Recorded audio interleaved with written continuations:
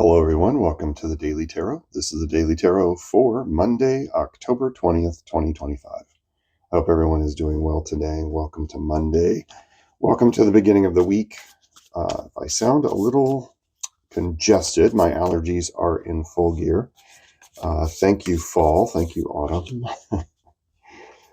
Beautiful weather hit this weekend for us. It's finally feeling like the turning of the year is happening. Cooler temps, nice breeze, a little bit of rain, a little bit of gloomy weather. Leaves are changing color. My favorite season. Oh, wow. As if on cue. Let's see what those have to say. I think I'll pull a third card as well. Eight of Pentacles and Six of Swords. Okay, let's keep going. Sorry, I had to cough. So Eight of Pentacles and Six of Swords. Eight of Pentacles is about doing masterwork. This is doing the best that you possibly can, focusing in on your abilities and skills and getting everything done and being able to accomplish things with a master craftsman's touch. This is about focusing and putting yourself into your work. This doesn't mean you're 9 to 5. This is about focusing in on just life around you and focusing in on life skills, focusing in on the physical, and making sure you bring your best you to the fore today. Now, the other part of this card, I think it's interesting, this card fell as I was talking about autumn being my favorite season. This is about transition. This is about moving on to something else. It's about moving on and away from something, or moving on to, like, you're finishing up a project, right? You're finishing up something, but there is a sense of mentally needing to move onward, moving on to a different shore, moving on to a different thing. This isn't necessarily a pleasant transition. Six of Swords can sometimes be a form of grief, but there is a sense of moving onward and a sense of positivity that comes from moving onward. This is a different movement than maybe the Eight of Wands card. This is more about, like I said, traveling and taking steps to move on to the next place. And it's a mental transition. This is swords. This is sharpness. This is clarity, and almost a clarity of knowing that comes from doing the work. It's almost a sense of making sure you do your best work so that the transition can be smooth. I'm going to pull a third card here. And those two volunteered. I find that interesting. Right as I was talking about fall. Again, I didn't get a chance to say it, but these collective readings are about how we can be have the most beneficial day possible with the knowledge and understanding that we are spirits in a physical world, in a physical body. So let's see. This one. Okay. 10 of Wands. This is about being another sort of card about movement, right? But this is about exhaustion. This is about overdoing it. And this is about, had she tried to do all this by herself, she has to have assistance, because if she was trying to do this by herself, she would be absolutely exhausted and she'd never be able to make it. But this is about knowing when enough is enough. And again, you have two women, two entities on the cards with suitcases in their hands. So there's a movement today. There's a sense of transitioning from one thing to another. Make sure you don't overdo it today with this card. There's a sense that you could get overwhelmed today. There's a sense that you could get exhausted today. Don't do that. Look for assistance. Look for help. Look for something, anything, tools, animals, friends that can help you with the work needed, with this sense of working together in order to accomplish that transition.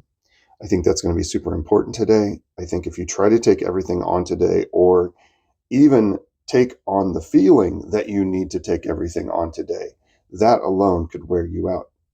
This isn't about being a superhero today.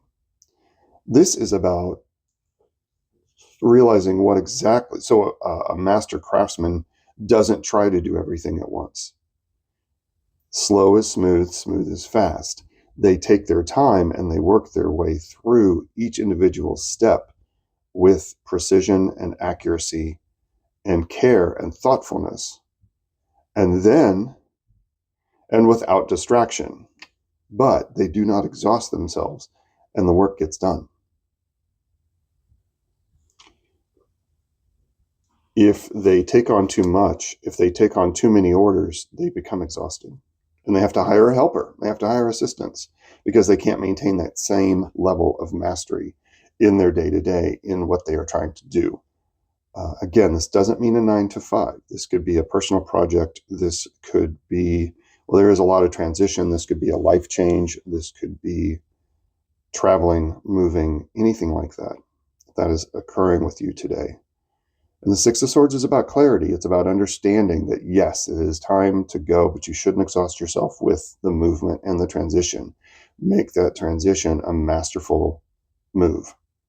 Take your time, focus, have that clarity to know how to move forward, and that it could exhaust you if you let it. So don't let it, right?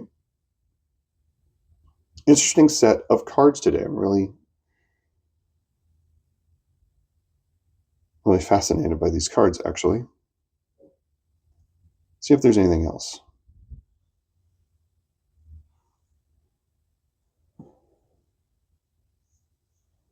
So I notice the other card here that has animal helpers, the Six of Swords, also is having animal helpers as the crows pull the boat.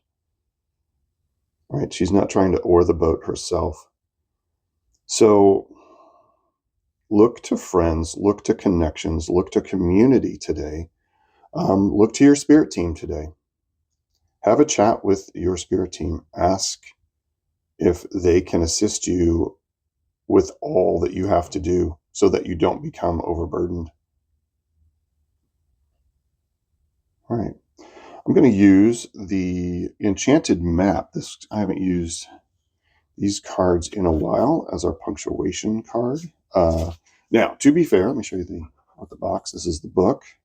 Colette Baron Reed's Enchanted Map. To be fair, I have not used these in a while, so I may have to refer to the book.